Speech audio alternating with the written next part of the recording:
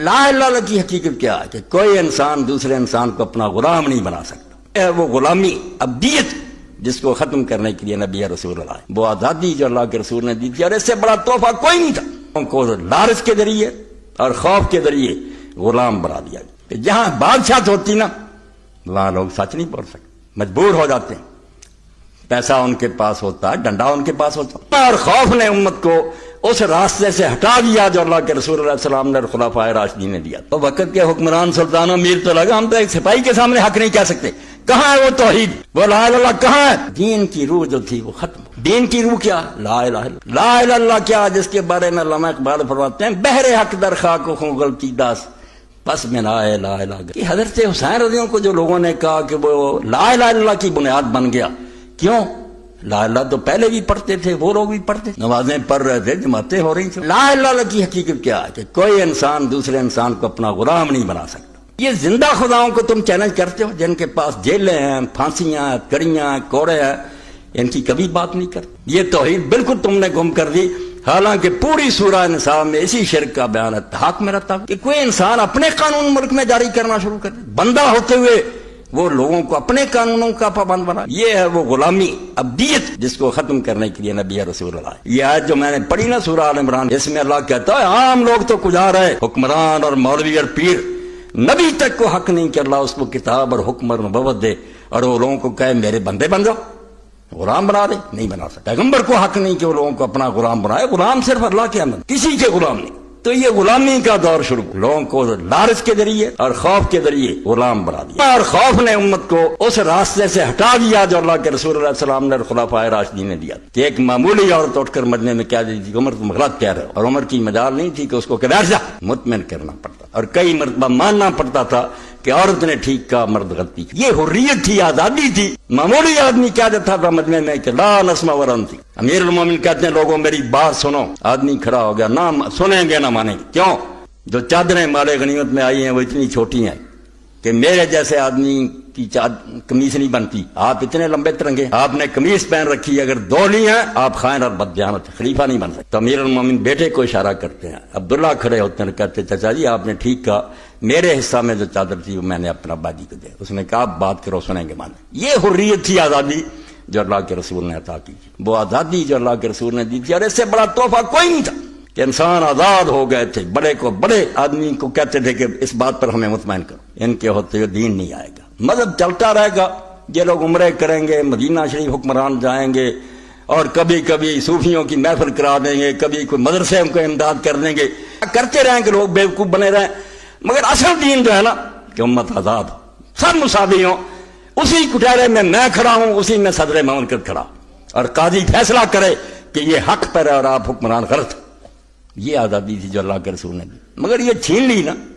بات تو ہے کہ جو عقیدہ توحید رسول نے دیا تھا کہ لوگ کسی کے غلام نہیں ہیں، صرف اللہ کے غلام ہیں. جو حکمران ہے وہ ان سے بڑھ کر اللہ کا غلام ہے. یہ اگر حکم کی نافرمانی بھی کریں یا دین کی اطاعت میں کوتاہی کریں کوئی بات نہیں، حکمران کو ان سے بڑھ کر خدا کا غلام ہونا چاہیے. یہ سیکولرزم آ گیا، لبرلزم.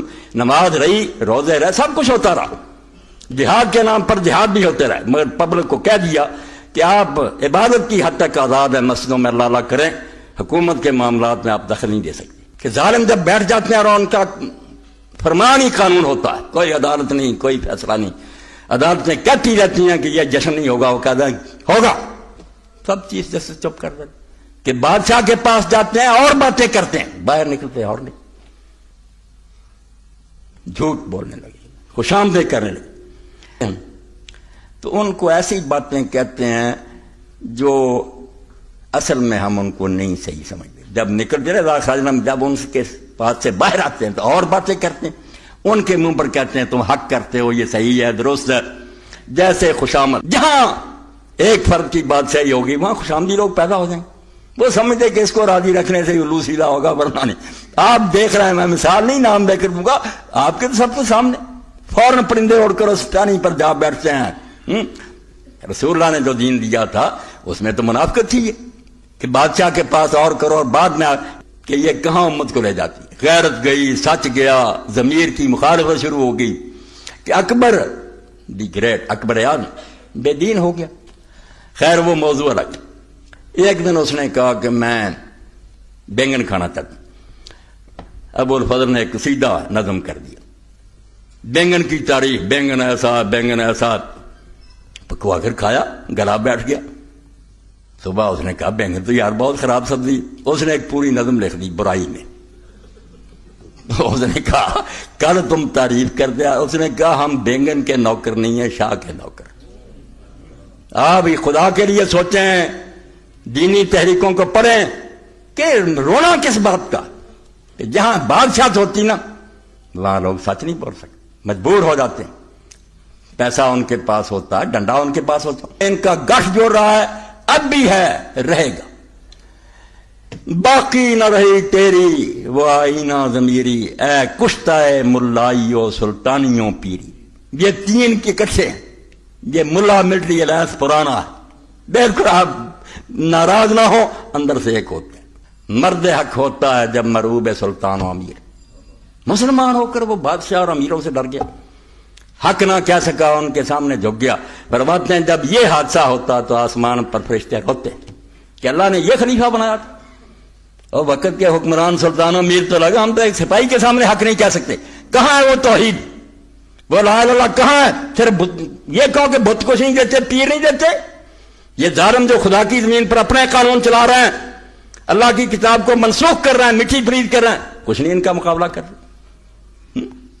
اس لیے کہتے ہیں کہ جب بندہ مومن بادشاہوں اور سلطانوں سے ڈر جاتا اور خوشامد کرتا تو آسمان کی آنکھوں سے بھی آنسو نکلتی، آہ سوزناک نکلتی ہے کہ یہ اسلام تھا۔ اب یہ دین میں تبدیلی ہے، لا الہ الا اللہ میں تبدیلی ہے۔ جن کا لا الہ یہی ہے کہ سجدہ نہ کرو گے، ان کو کیا پتا کہ کیا فکر ہے؟ بھئی کیوں ایک انسان خدا بن گیا؟ کیوں اپنے قانون جاری کر